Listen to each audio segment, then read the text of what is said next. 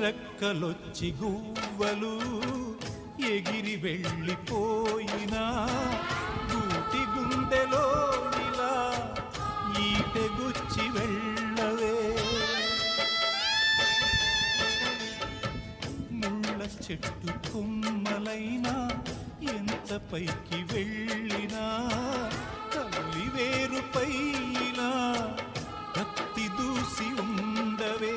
మీరే తన లోకమని బతికిన సోదరుని సాలే ఇక వెళ్ళమని తరిమిన మిమ్ముగని